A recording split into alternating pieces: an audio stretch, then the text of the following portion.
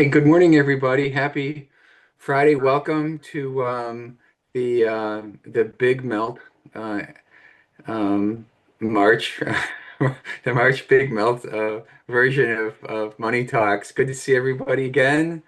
Hey, it's spring. That's something, right? Um, and it's 18 days until the April elections. So many of you have election referendum questions on the upcoming ballot. Good luck to everybody. I think there's 74 questions on the April ballot. We just got back from the accounting conference in La Crosse. It was beautiful setting there in La Crosse. It was a great conference. Thanks to everybody. Brian was on the committee, along with Becky Hansen from Kimberly. A lot of other people chipped in, so we had a really great conference. And now we're back. So we're a week early because of everybody getting out of town, I think, starting next week.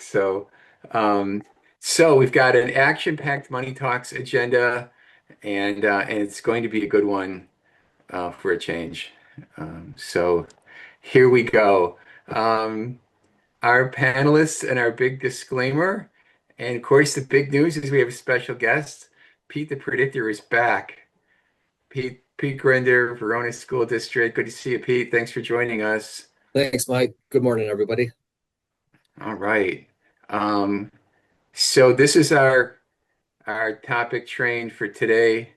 We're going to do we're going to talk a little bit about the state budget surplus, but there's not that much to say.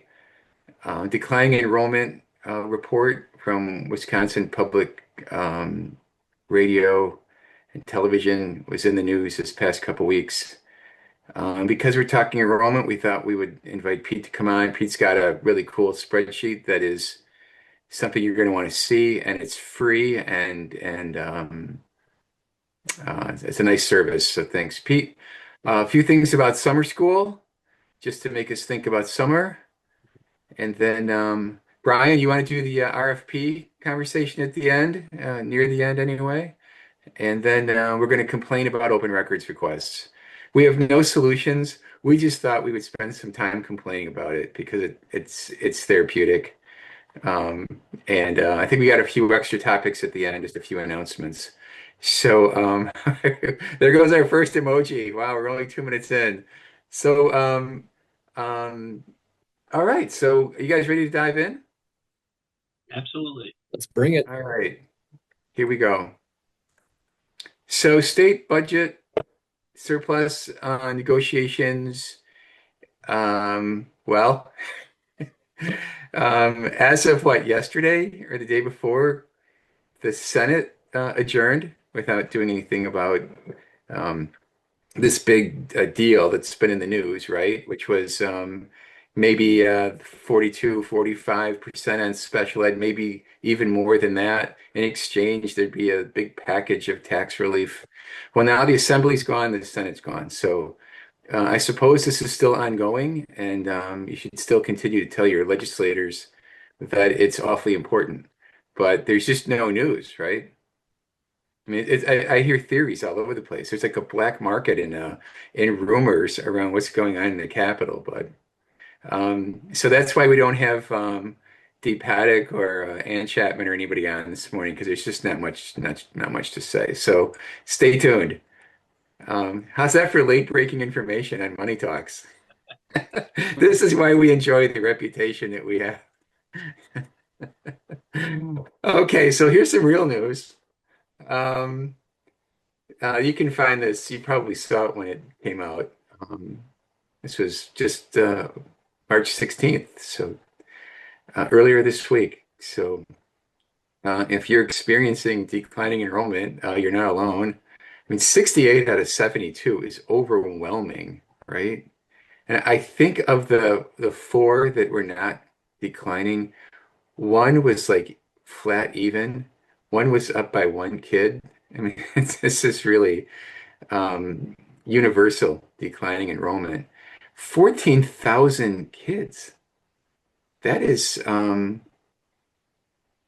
that's like what, like two Middletons worth of kids? if I could put it that way, right? That is a lot of kids. So obviously it has a really corrosive effect on revenue limits. And I think there's just two things we wanted to mention about this, especially if you're a newer business official. Be really careful with your September 26th. Am I saying that right? September 26th assumption that you build into your revenue limit worksheet. It's pretty easy to talk yourself into being like, maybe we'll be even, or maybe we'll gain a few kids. But boy, it sure pays to be skeptical when you're doing your revenue limit, right? Um, and and if yeah, so and also if you're changing districts or new to a district, make sure you know, like if you're changing this summer, make sure you know what you're inheriting in terms of somebody else's revenue limit calculation. So um, so that's part of this discussion is just being aware and being really, really cautious. Don't talk yourself into a rosy scenario that's not going to happen. And so to help you focus on that, we have um, Pete Grender, is going to walk us through um, a really cool spreadsheet that he's making available to everybody for free. Thank you, Pete. We'll talk about how you can get this in a second. All Um, this is all data drawn from DPI. The stuff you see on the screen right now is just a screenshot, um, and it's the statewide totals. I'm going to pause here and say, Pete, if you want to do a screen share or take over the screen share Yeah, and walk us through this cool spreadsheet. I assume many of the districts have some form of enrollment projection, but also many don't. And I just thought this was so clear and um, easy to use, and I loved that it had various alternative methods you could use. So go ahead, take over all and right, show us what we got all here. right. Thanks, Mike. Hopefully everyone's able to see my Google screen, which is unfortunately on a different angle here, so I probably won't be facing the camera during most of the time I'm talking here. But if you're able to see my Google Sheets screen right here, we can see, like Mike was already talking about how they've gone down by 14,000 students this year. One thing I noticed when we're looking at the history is that 14,000, that's the only time it's ever been anywhere near that is during the COVID timeframe, and everyone had a big drop during COVID. Well, not everyone, but most school districts had a pretty big drop, which of course, as Mike was talking about the revenue limit implications of this, now the COVID drop of students has left the 3-year average, but now this year we may end up having a new effect in here. But what I built here is when DPI just released the data about a week ago, where it had the enrollment by grade out there. I thought, okay, it might be a easy little program to put together here so anyone would be able to see it. And one thing Mike had also mentioned is that many districts already have their own enrollment projection out there, whether they're using a company that does it like APL, or Verona uses MD Roffers as one of them.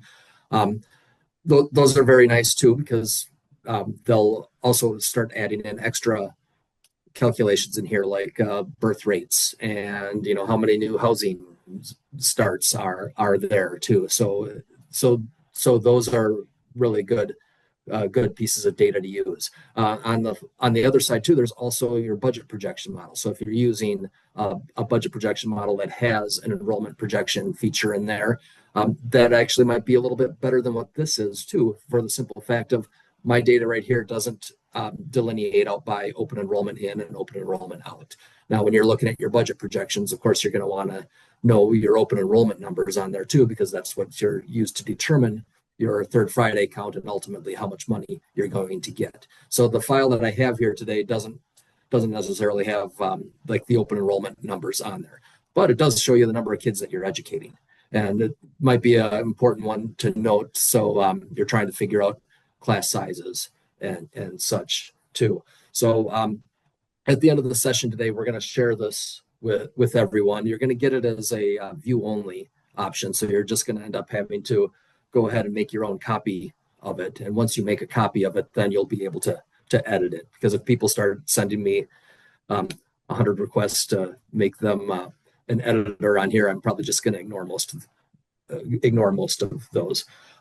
You will be able to just find your district up here and choose it. So like I'm going to grab Appleton here, and since there is a lot of data in here, it might take a little bit of time to get in here. But as you can see, the model is projecting, like in this case, a decrease for Appleton. Sorry, Holly. And as it's kind of evident for the fact that Holly already knows that.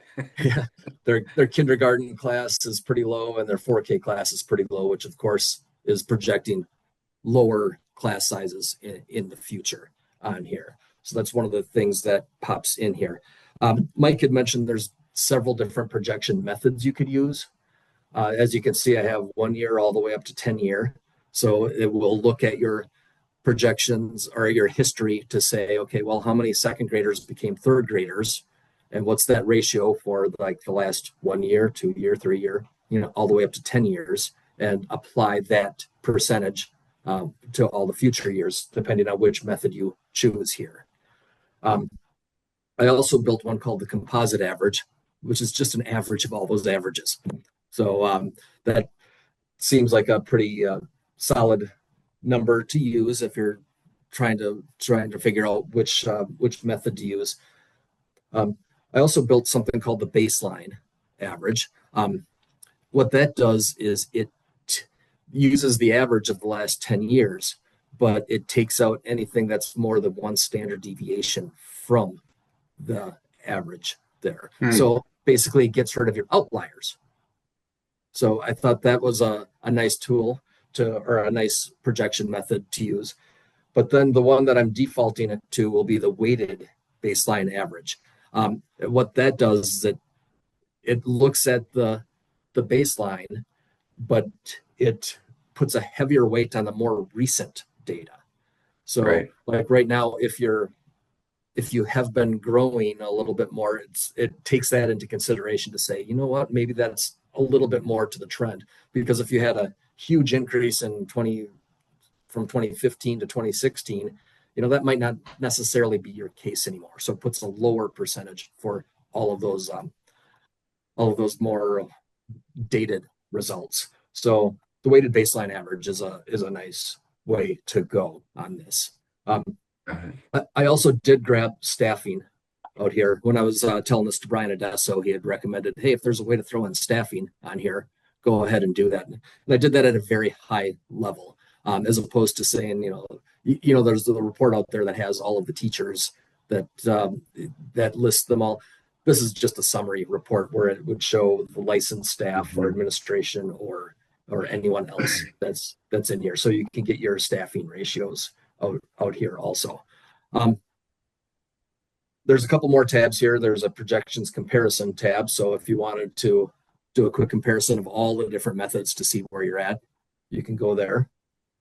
I have a chart in here, which is kind of hard to see because of the scaling when you start looking at such a large district, but you can go into your edit chart and change your y-axis right here to make it a little bit more evident out there.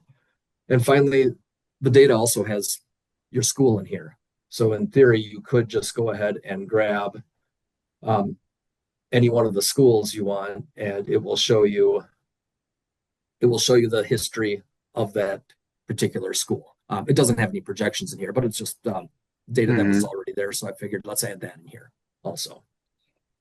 So I think that's pretty much the overview on here. The one thing I didn't mention is you'll probably have to come through and plug in your own kindergarten numbers or 4K numbers. Right now, the model is just casting forward every year, and that might not necessarily be correct.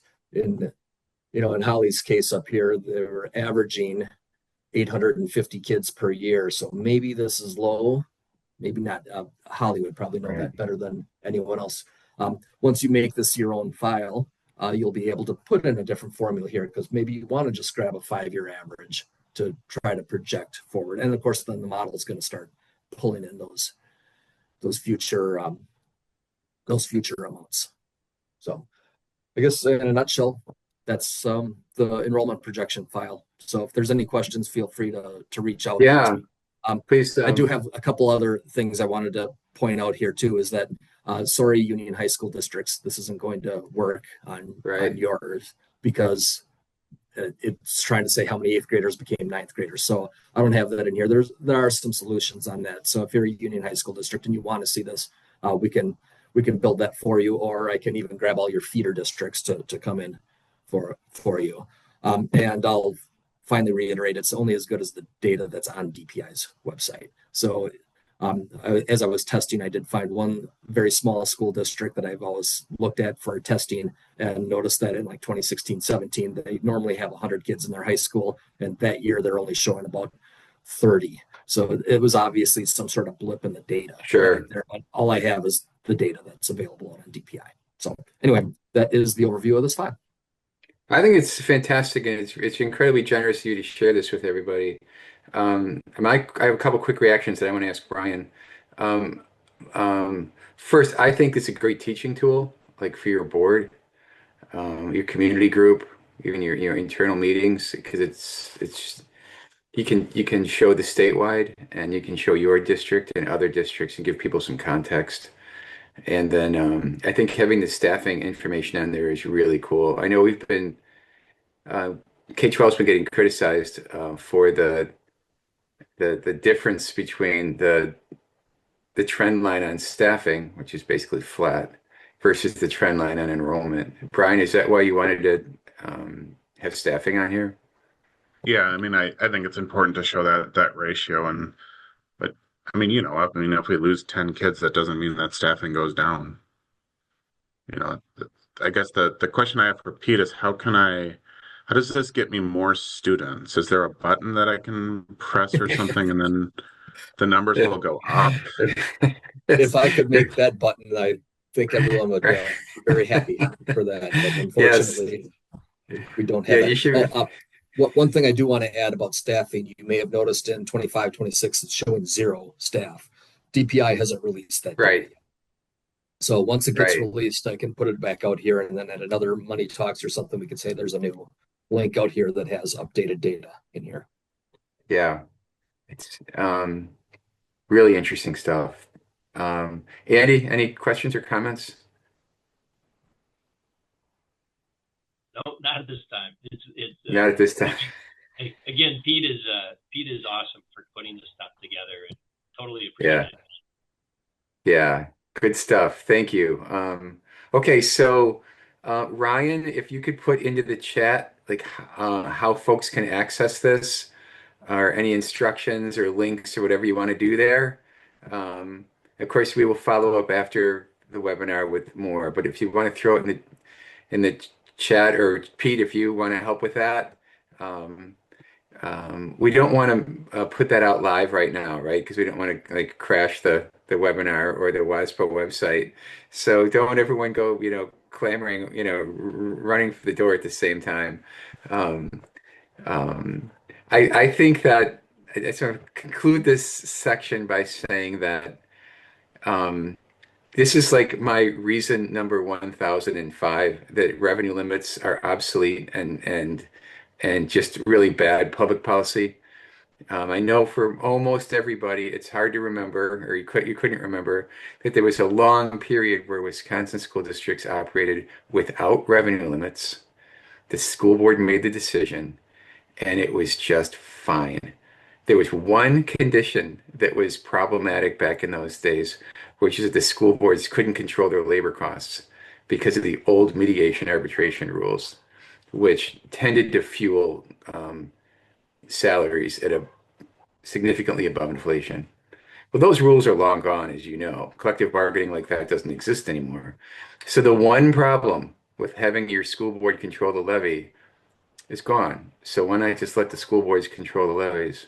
And in a way, with so many people going for overrides, you know, what are we doing here? So, and in a And state, go ahead. I was just going to say, and then the budget process would make sense again, right? Like, Yeah. because right now, it just the timeline doesn't really make any sense if you really think Yeah. through it. And Right. we'd have people come to our annual meetings again. Hey, that's great. First time in years. So there's some really profound public policy questions related to this demographic trend. Because if we don't do something about this, every year you're going to have some sort of marginal increase in your revenue limit if you're lucky, in terms of revenue per pupil, and then it's just going to be completely offset by declining enrollment. And you can't run school districts on zero revenue growth. So, to the extent that this helps tell the story, I think it's a really great deal. So, join me in my crusade to wipe out revenue limits. Um, um, this is my quest. Um, okay, Pete, thanks again, and check the chat for instructions on how to get your hands on this. But I got to say one more thing. Look at those numbers in the current 25, 26. Look at the numbers in the high school grades versus the numbers in the middle school grades versus the numbers in the, it's just like, oh man, this is like a tsunami in reverse. Um, Also, I should say WASPO, Danielle and teaming up with CISA One has been doing the academies workshops around the state on declining enrollment and what it means, and begin to have conversation about what you can do about it, or how do you react to it, I guess. It's like the global warming of school finance. It's big. It's too big. No one knows what to do about it. We've kind of been pretending it's not happening. Hard to look at these numbers and ignore the problem, right? All right, Pete the Predictor, you retain your title as WASPO's favorite special guest. Thanks. Please stick around and learn something about summer school. Okay, Ryan, can everybody see my screen now on summer school? They can. Yes. Yes? Okay, thanks, Ryan. You're on top of it today. Way to go. Okay, so new topic. It's March. You're starting to work on budget. Summer school always comes up. It's always one that you got to make some decisions around early, right? You can't keep the summer school people waiting until June, right? So, just a quick little 10-question challenge. If you're playing at home, feel free to go ahead and ask yourself these questions. I want to do these kind of quickly, but Brian, Andy, and Pete, if you want to chime in. You guys do this every year. You go through these exercises. Um, let's Hey, let's do it Mike, collectively here. sorry to interrupt, Mike. Hey, I'm seeing in the chat that a lot of people are still looking at my screen. Yeah. Okay, Let's Ryan, fix see them. what you can do. They're good now. It's resolved. It's resolved now. We're good. Okay. Okay. So the idea here is your summer school big picture financial strategy. I'm just going to read the question and throw it to you guys. You don't both have to answer every question. But number one, this is where I always started. Does the enrollment generated by summer school create enough revenue limit authority to offset your expenditures? Brian? Yes. Yes. Yes, We're yeah, we work hard on that and to make sure that, it does, because, no one wants a program that, loses money, but I mean, we know the impact too, that summer school's good. So, but Right. yes. Andy? Same thing in Oregon. We try to make sure our class sizes make sense where it can, and then where we need to put some extra time and effort. There might be lower class sizes, but we're always looking to make it kind of revenue neutral from the revenue cap perspective. Yeah. Okay, so I Same worked thing in in Verona. A couple of years ago, I built a spreadsheet, go figure, to figure out how things will break even and what we need for class size to Great. make sure that our class sizes aren't too small. We want that spreadsheet in April, Pete. Yeah, come on. You're coming back for, yeah. I suspect you create a spreadsheet for before you mow your lawn. Uh, okay, equalization aid. I worked in negative tertiary districts where summer school enrollment was a big winner for us because it generated equalization aid. How about you guys? Same in Oregon. It's a winner. hopefully it lowers the tax levy, not by hundreds of thousands, but tens of thousands of dollars for sure. So it's a win-win. For sure. Brian? Wouldn't be for us. And we're positively added, but that's fine. Okay. Yeah, Summer school we're fees. negatively aided in Verona, but the nice thing about how it's impacting your equalization aid is it comes in as the full student as opposed to the 40% of a student on the revenue limit side. That's So right. That's you're right. aided at a little higher rate than what you're coming That's in right. at That's for right. regular. Property tax per pupil. Um, okay. Summer school fees. At some point they became so problematic that districts stopped even bothering. How about you guys? Yeah, unless there's a significant amount of fee that you can actually charge, and we have very few classes that have that, but we have a few that have A few. some consumable that's really expensive. Otherwise, if it otherwise be 10, 15, $20, it's not worth collecting the money. Yeah. Much of a hassle. Yeah, we're the same. It's usually just if they get like a shirt or something like that they pay the fee. So if you're playing along at home, if you got some comments, please put them in the chat. All of us collectively obviously know a lot more than just a few of us. So please throw your comments in. Transportation? Oregon provides. Yeah, Yep. And Menasha you've got does. it. You do? Okay. And it has to be like sort of the equivalent of your functional equivalent of what you do during the year kind of thing. Yeah, there's something similar, I think. Yeah, there's some similarities. Okay. Okay, I'm going to start with Brian in this one. Do you run meals or snacks? Yeah, we do lunch before they leave. Okay. In Oregon, we're a little unique. We actually, because we provide lunch, and it was important to us to provide lunch and breakfast, we actually moved our entire programming to the high school. And so we have everybody from, the kindergartners to the high schoolers in the building in the morning in the month of July. So we marshal all our resources there. It's quite the production. We have to change seats and stuff like that because the kids can't sit in the high school stuff. But it's from a labor perspective, it works really well. But if we had a question 10A, it would be, how much does your facility director love summer school? We don't have. Yeah. Oh my gosh. Okay. Let's start with Brian again. Do you offer credit recovery or like, the regular like 4 credit coursework? We Or do. kind of summer alternatives, or what do you do? So we do all the above, and we've just started adding like normal high school credits. So we do offer like Phy-Ed and health and financial literacy, so they can get those out of the way in summer school and take other electives during the year. We do the same thing. Oh, Yeah, we do the same thing in Oregon, and there's some virtual options that you can actually get. Danielle, you might remember this. There's some type of like it goes based on with the Carnegie credits based on so many minutes per credit or something like that. And so hmm. those are really actually pretty good to look at as well. Wow, you guys are leaning into summer school. Question 7, wraparound. We partner with our Andy. city, so the city has a camp in the afternoon, so we just transport them to that camp. In Oregon, we have a community ed program, and we actually make a little money on that program.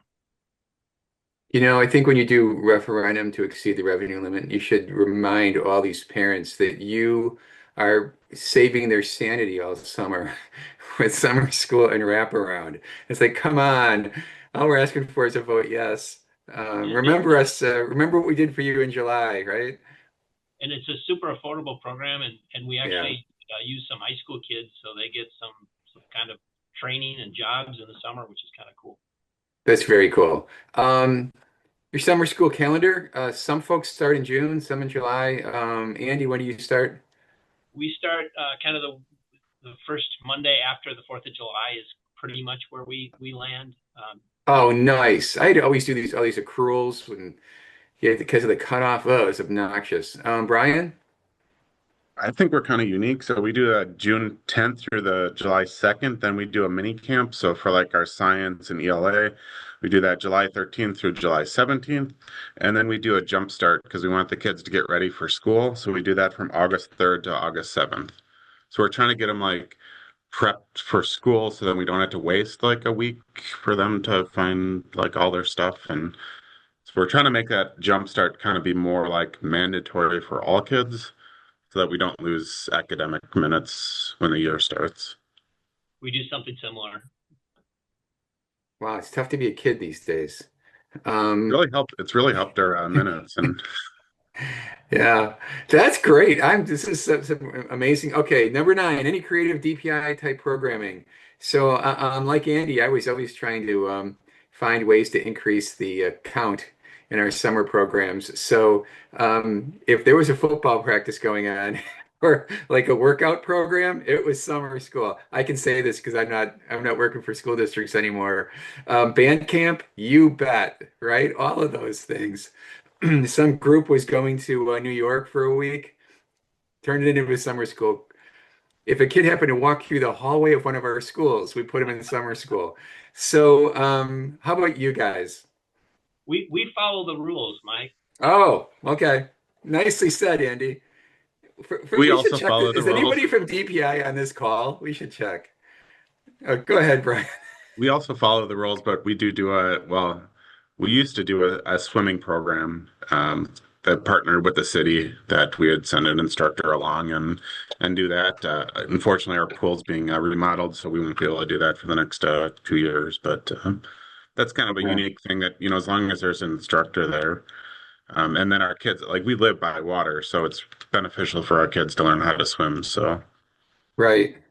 The one Well, if you bring the word creative into it, the fun thing that we do is we have creative names of classes, right? So as long as they're standards based classes, but the descriptors get a lot more fun in the summer, trying to encourage people to participate in them. So I think Taylor Swift had a course or something last year. I think that's called false advertising. Uh, you're, It's a very common you're name, Mike. you're lucky you didn't have like 50,000 kids to send on your school one morning. Um, yeah, I have to fess up. I think I did get my wrist slapped a couple of times for being overly creative. But that's how we learn.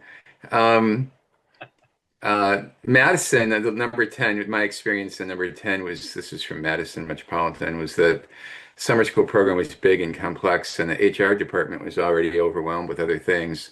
And we were often slow out of the gate in getting these positions posted and getting them hired. And that slowed down our ability to fill positions and offer courses. Is that just a big city school district issue, or how does staffing look in your world? It's been pretty good in Oregon. I always tell folks that are getting close to retirement, it's a good way to increase your average 3-year. Oh, So that's a good path. also creative and yet legal. Nicely done, Andy. Brian, any we labor we problems? seem to not have issues, and we have our kind of standard group, and we allow them to create classes and things, so they have the flexibility, and it seems like staff are willing to do it for that short amount of period, and then they're probably Yeah. going through all of them, but I'm going to close this piece with just saying that having obviously great communication between the summer school office or whoever that is, the business office and the HR team and the facilities team. And it takes a lot of planning to make it work. You gotta, it won't just happen. It has to be made to happen.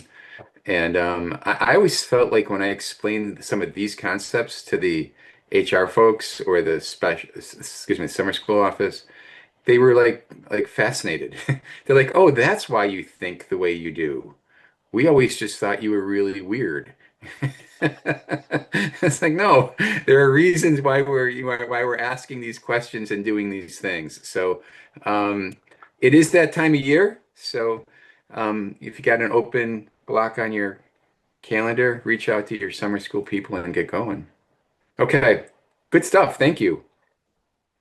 Okay, I wanted to talk about RFPs and AI. And Danielle, if you're still on and you still got your microphone on, you're probably like the kid in the front row with your hand up, like having your Hermione moment from Harry Potter, right?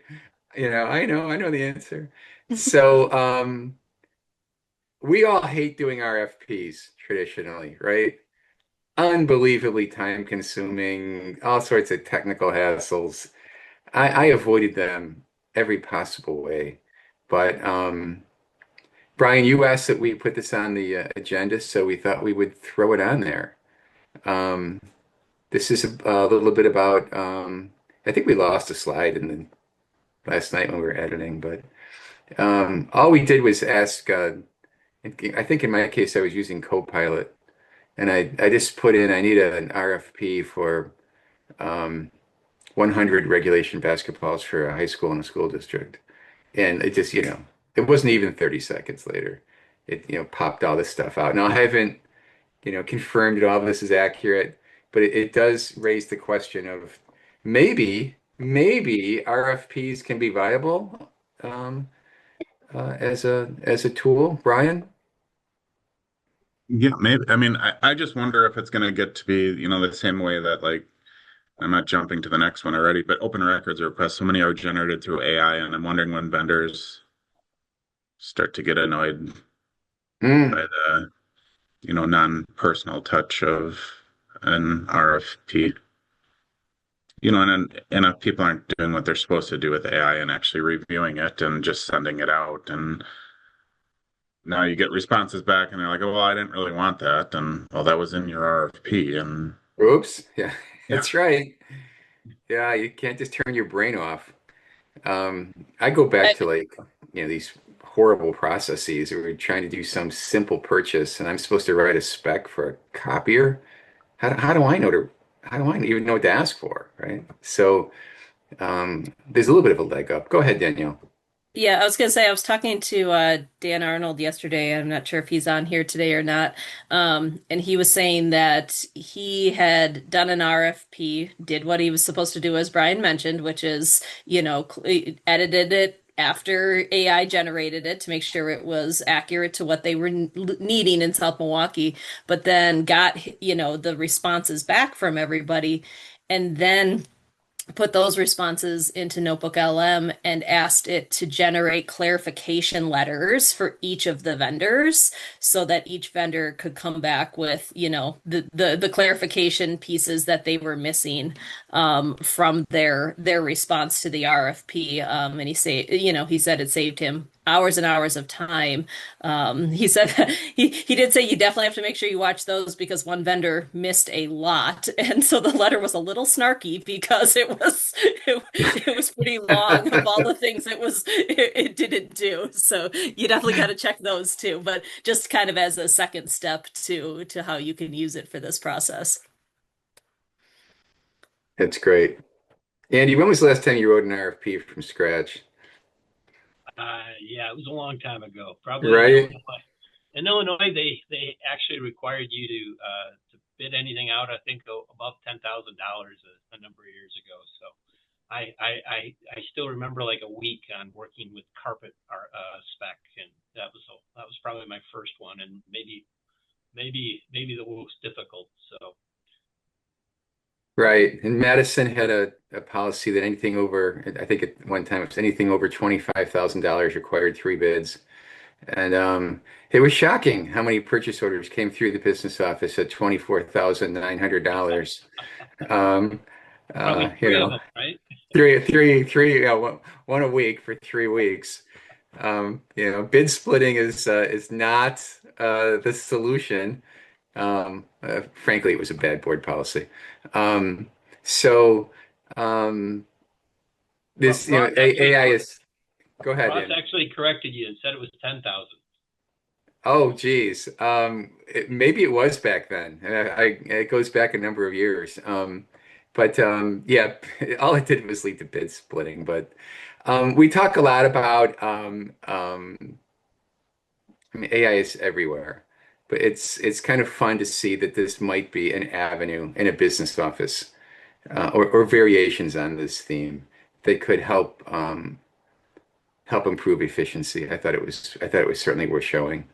Obviously, we're sort of at our infancy on this, so I um, think it does make it easier to at least get started with RFPs because they're usually a doesn't piece it? of a document, and I think that it should get easier, and like what Dan was doing and things like that, that it reduces that time and that workload, and should save the district's money if we start to do more RFPs.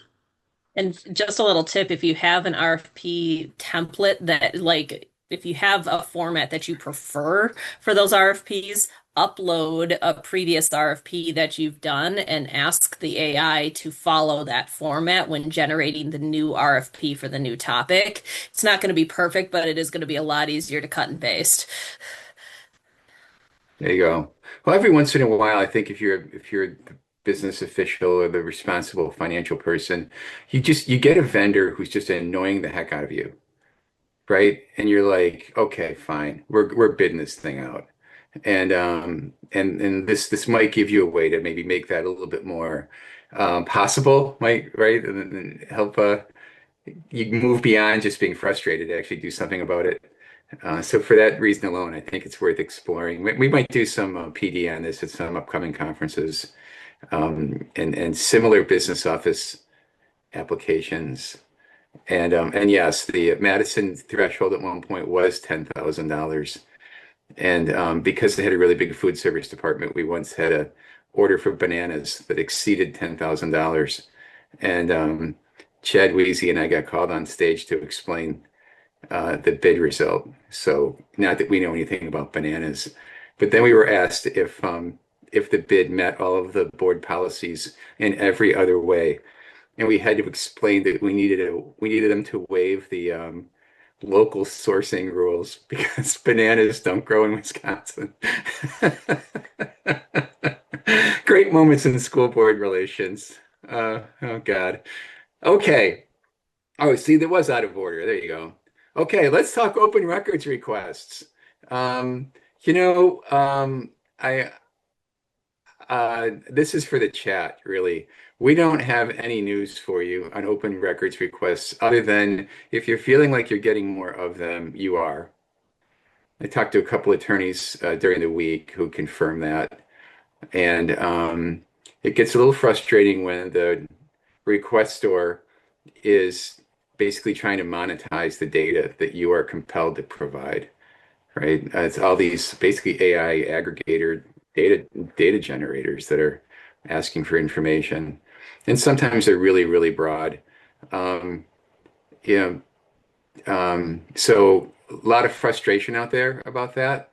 We've kind of drifted pretty far from the idea of the individual citizen writing to get an open record for some, legitimate local purpose.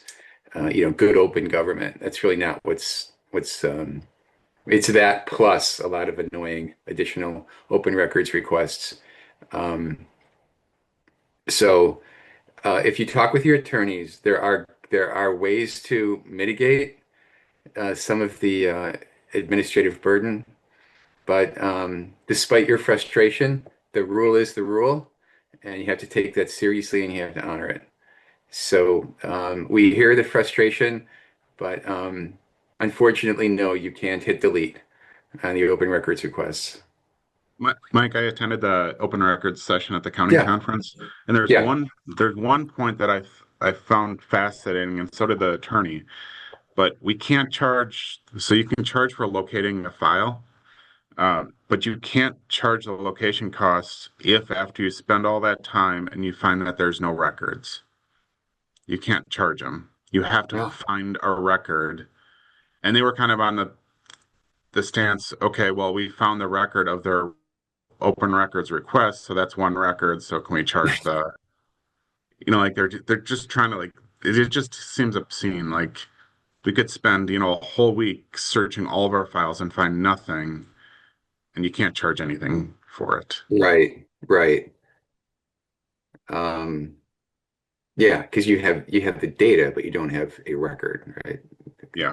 Yeah, yeah. But you have the underlying data, and yeah.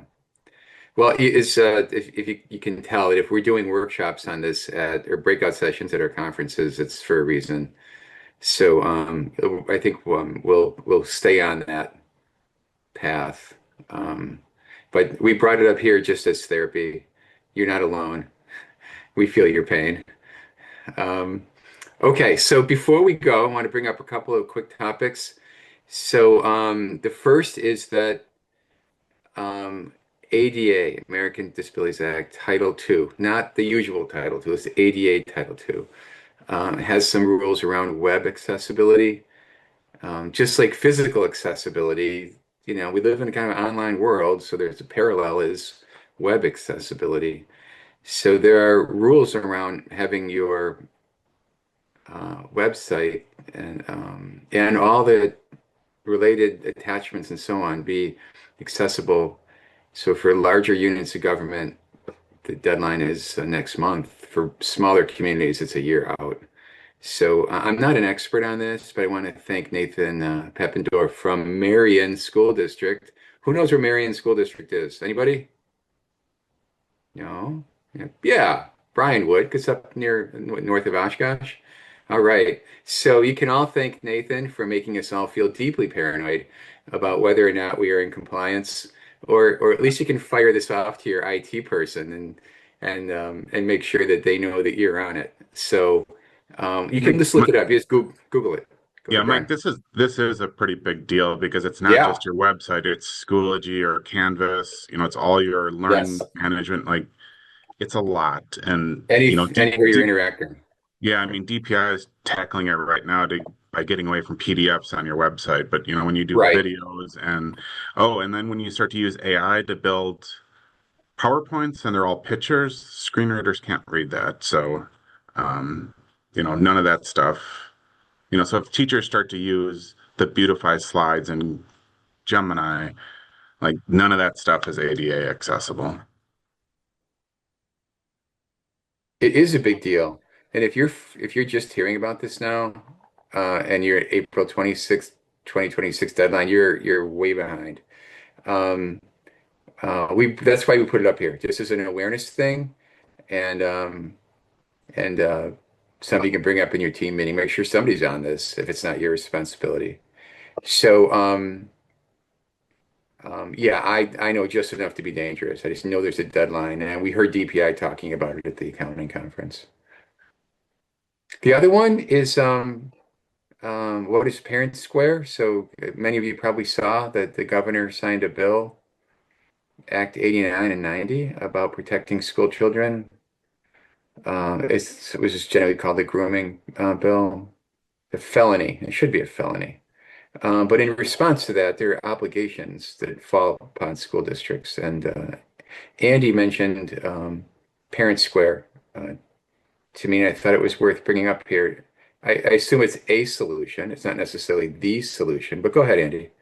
Yeah, I was just going to say that's where we're headed. It's basically a way to kind of keep all those communications between parents and the school district and students in the school district kind of so they're searchable and we own them and all that type of thing.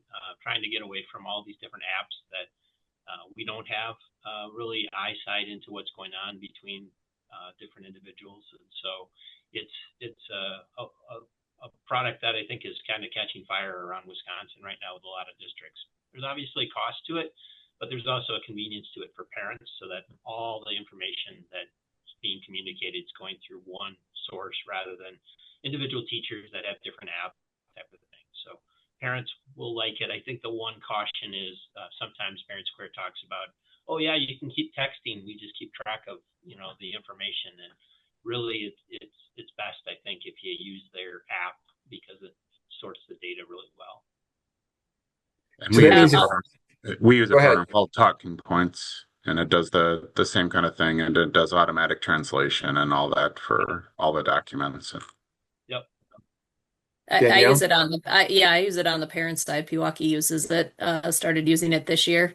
So I wasn't there when it was implemented, but on the parent side, it is pretty user friendly on the parent side. With all communications, though, right, caution that you make sure that your you got protocols around how the communication is going out and who's doing it. Because if each school can do it, plus the district can do it, as a parent, right, you pretty soon could be receiving a ton of ParentSquare notifications that are coming across your phone, which then easily makes you just ignore them all, and stuff. So Mm. kudos to Pewaukee for not doing that. So I say that as a cautionary tale, not because that has been my experience. They've done a great job. So, Andy, if you're a teacher, thank you, Danielle. If you're a teacher in Oregon, and you maybe, if I just want to make sure I kind of understand how this really works, or what the intent is.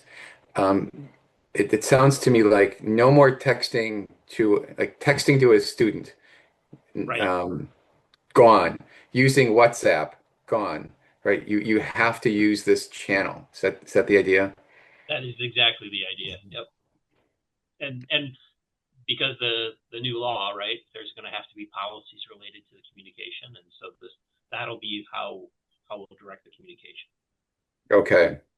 Well, that's good. So I mean, it happened literally like this month. Yeah, the bill. So there's a little bit of a reaction time and an awareness process that has to go on.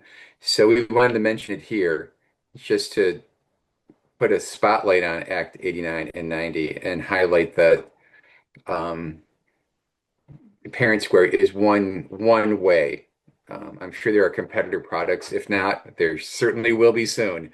So we don't endorse individual, products here, but um, just wanted to raise awareness. Okay.